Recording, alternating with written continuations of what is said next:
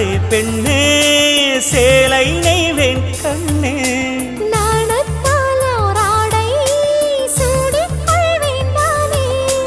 பாயாகும் அடி சொல்லாதே பஞ்சண புதையல் ரகசியமே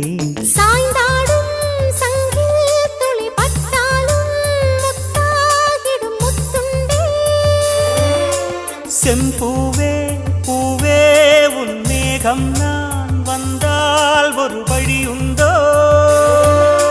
மன்னவன் விரல்கள் பல்லவன் ஒளியோ படை கொண்டு நடக்கும் வன்மத சிலையோ இமைகளும் உதடுகள் ஆகுமோ வெட்கத்தின் விடுமுறை ஆயுளின் வரைதானோ செம்பூவே பூவே உன் மேகம் நான் வந்தால் ஒரு வழியுண்டோ